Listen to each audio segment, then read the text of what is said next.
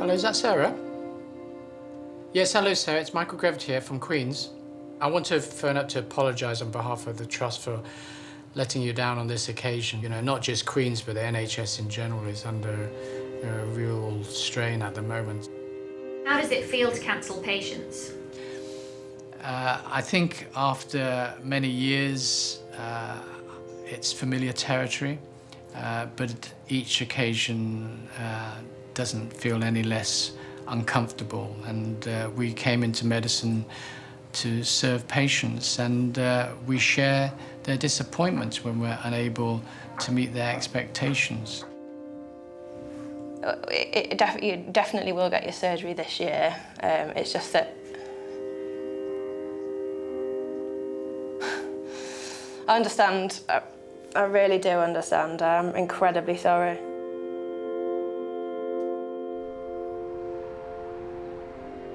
Following the advice from the NHS, more than 22,000 operations are cancelled across the country.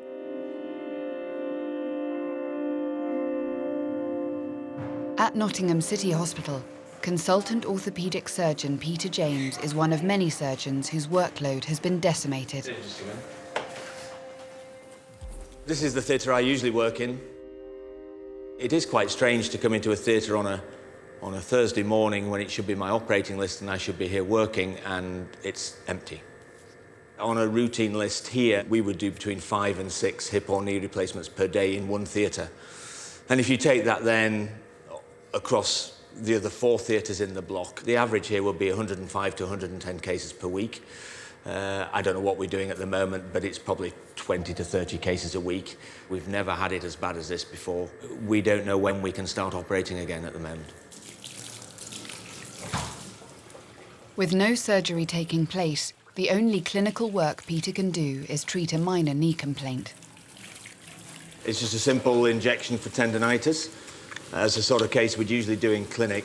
It won't take long, 2 or 3 minutes at the most. OK, the 5mm syringe then. That's great, thank you. OK, just let your leg flop to me a bit. This is a tender spot there, yeah? Yeah? OK, just a little scratch on your skin now. May just be a bit uncomfortable. Most of what we're putting in is local anaesthetic, yeah? So just a little bit of anti-inflammatory medication as well to try and settle down the inflammation of that tendon. Good. You can go straight home. It's a pretty minor thing we've done for you. And we'll see you in the clinic in 8 weeks. We'll get that appointment sent out to you. OK, great stuff. By 8:47 a.m, Peter's clinical work for the day is done.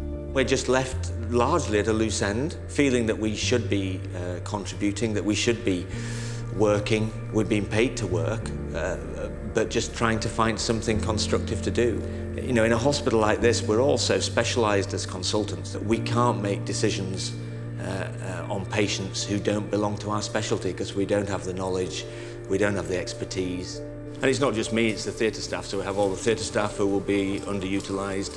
Anaesthetists are in the same position, that the lists are going down, so everyone's finishing early. It is just a frustrating time for all staff, patients and everyone. Pretty weird. They were completely weird. I guess if it was summer I could go and play golf, but...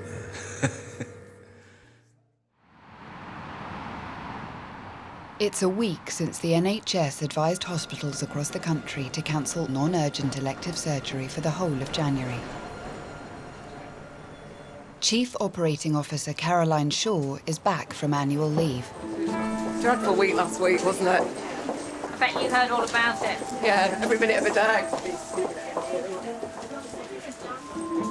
I'm responsible for running the operations of the hospital, fundamentally, looking after 15,000 staff and millions of patients that come through the door.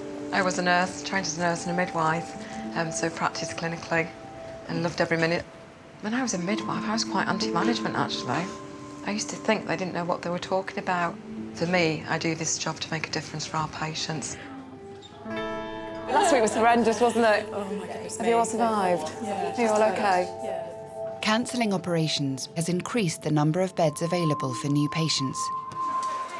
It looks quite good, doesn't it, really? Yeah. Allowing the hospital to clear A&E. To actually say no routine elective patients That really demonstrates the pressure. And how much of a pressure is it for you? Oh, a huge amount. Underlying all of that is the financial position of the Trust. The Trust already has a deficit of £26 million. Cancelling operations is costing the hospital even more. We obviously get income for the patients we operate on, so we're going to lose that income. So we need to think about that and reflect on that. Right. Are we all right, Ray? The main thing I want to talk through this morning is the elective cancellations, really. So did you have a chance to read the paper? Yeah. Yeah, OK. I think if you can get the finance colleagues to look every day what the financial impact is, and to look on the activity on a daily basis. We're cancelling a small number of cardiology diagnostics as well. Routine. It's huge, isn't it? Yeah. Probably talking about £500,000 a week. Yeah, so I mean, that could be nearly £2 million by the end of the month, couldn't it? It's £2 million. That you don't get? Yeah, that we don't get. We need that money to develop services and resources for our patients. So we're looking now at the new financial year and thinking about how we're going to manage it.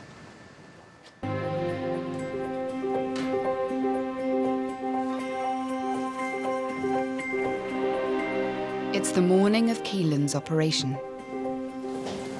We want to just have a sit down just in here for a few minutes. Someone's going to come and see you in just a second, OK?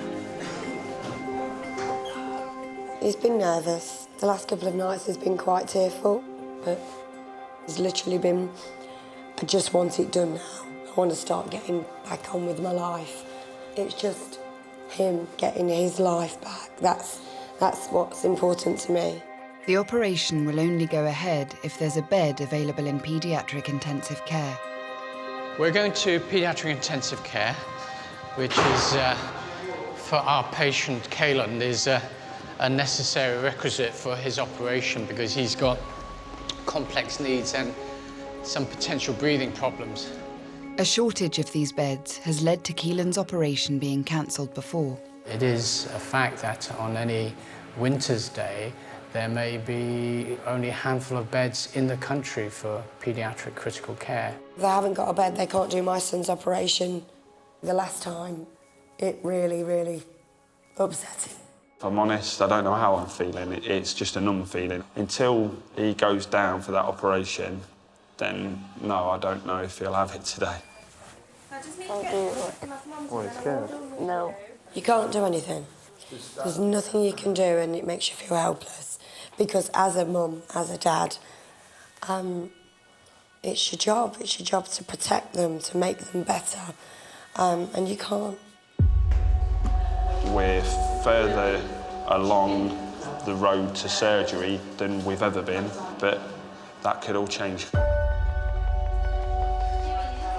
Good morning, team. Good morning. Good morning. Kate. Okay, no, we're here. So we can take your patient this afternoon. Is it all right? Yeah, that's Okay, absolutely okay. fine. Oh, fine. bless you. You're Bless you. welcome. Okay, All right, then. thank We'll you. see you later, Mr. Cheers. Bennett. Thank you Bye. very much. Hello, it's Mike here. Yeah, we've got a bed if you'd like to send, and I'll be down briefing you shortly, OK? Thanks so much, and bye. Good. Let's go.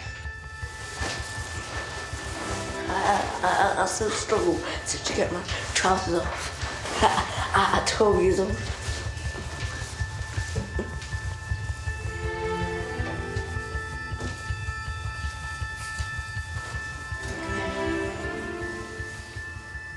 of fluffy socks sometimes. Yeah. Crafty, you're right. Okay. Thank you. How you doing? You all right? Hi, you all right? So, we're here. We've got a bed. Good game. Yeah, finally we got a bed. Yeah, I'm sorry about last time. Why are you crying? So Caleb, he's 12 years old and he's got a really significant restrictive lung deficit. Keelan's scoliosis means he may suffer significant breathing problems during the surgery. Stop moment, Suzanne.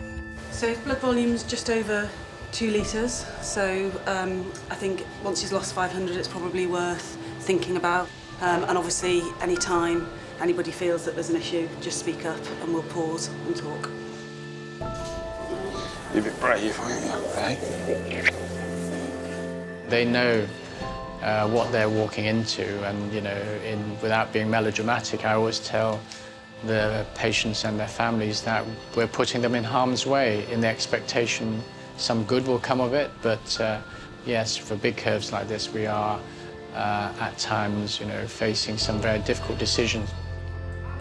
The choices of him living and being crushed by his own body to the point of him not being able to breathe, not being able to eat, not being able to move, to will he survive this surgery? Is he strong enough? Can he breathe through it? Can he make it? This could go horribly wrong, horribly wrong. It's pretty daunting. You ready? Please. That's it. You have to tell us afterwards. Yeah. It's a secret. I'm not sharing, all right? So the thing to think of now is just think we're going to take very good care of you. Mr. Growett's going to do a good job. Next thing you know, it'll all be done. Okay, big deep breath for me. Quick kiss, Dad. He was fabulous, wasn't he? Thanks very much for your help. Take good care of him. You know it's a long day, don't you? It's so much.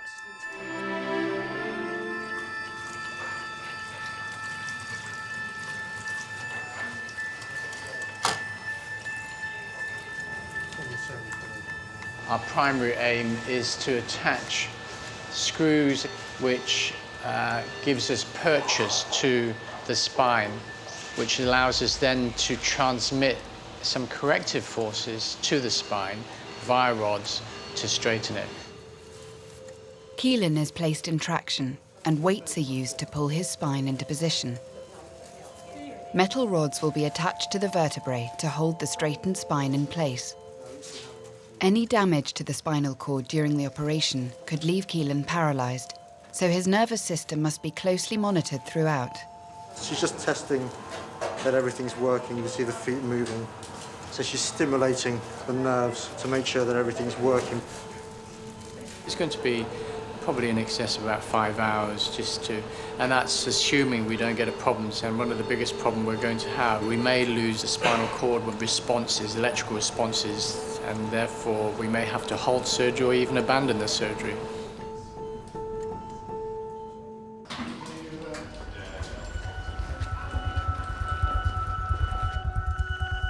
Keelan is halfway through his 5-hour operation.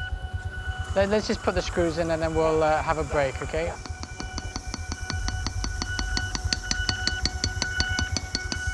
There are signs his spinal cord may not be coping well with the surgery. At the moment, the spinal cord monitoring is a bit difficult for us. The nerve's not working well, and we think it's direct pressure on the nerve from where he's positioned. So we're going to take the traction off because that may be part of the problem. With the traction removed, Keelan will be repositioned to see if the responses from his spine improve. If they don't, the operation may have to be abandoned.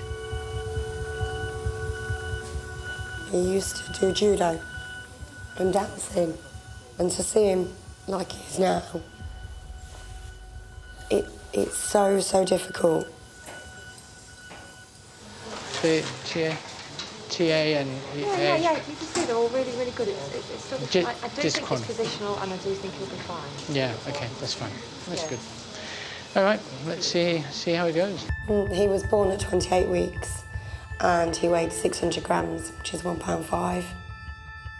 He spent 19 weeks and 5 days in the neonatal unit. Had a 10% chance of survival. He's always been a fighter. Last night, he said, "Can you take a photo of my back, Mum? Don't show me now, though."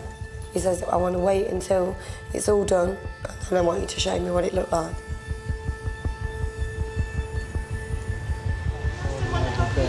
It's pretty really good.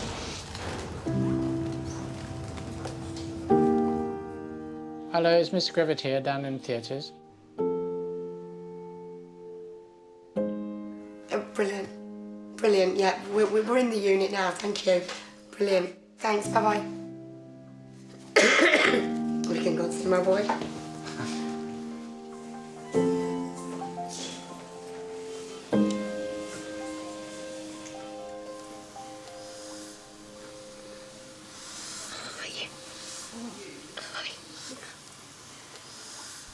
And Mum got you a bear.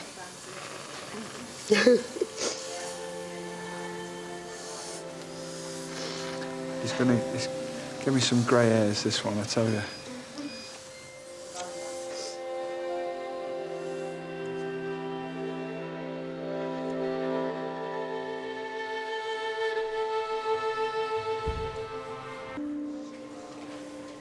Morning. You look a bit brighter. Yeah, he's had a wash. Yeah? Yeah. All right. Do you fancy maybe trying to go for a little bit of a walk? Yeah? If we'll see how far we go. I'm not on about taking you like to the shops, just up and down a little bit. All right? Should we move your phone out of the way? Keelan is being assessed by a physiotherapist following his operation. All right. Do you want to have a roll onto your side then, to see how much you can do? Right. On 3. So you dig your elbow in. 1, 2, 3. So shuffle that bum. How well he responds will be a sign of how successful the surgery has been. Feel a bit wobbly? Yeah. I can barely see anything. Yeah, so just have a sit there for a minute. Is that because of your dizziness? Do you want to try and have a stand up? Yeah? Come on then. Right, those feet flat on the floor. Up you come. Right. Good boy. Okay. Well done, mate. Well done. Good lad. How's that dizziness? Bit better?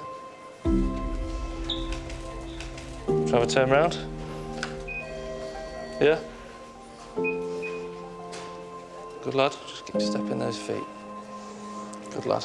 There you go. Good lad. All right. Did really well, mate. Right. I'll pop back later on. All right. See you later. Brilliant to see that.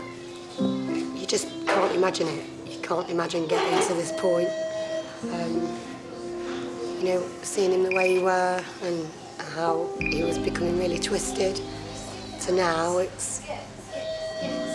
there's no words for it. There's no words. Good evening. Good evening. All right. Good. Keelan, you want to go home, I gather. Is that right? If you can, yeah. Yeah? Yeah. How do you feel? Yeah, it's still hurting, but... Is it manageable with all the tablets you take? Yeah. OK, good. How much tall are you? He's 5'1". So I think we've got a gain of about probably 2.5 inch. Yeah. Good. Anything else I can help you with?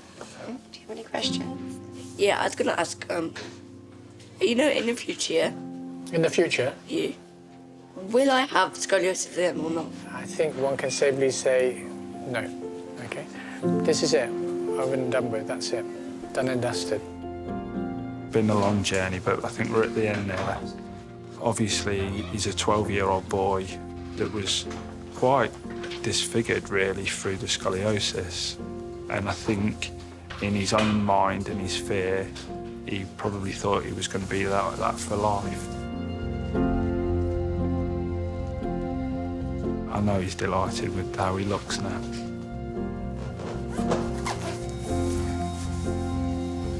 Let's go. Just so proud of him. Some people go through their whole life without meeting their hero. I gave birth to mine.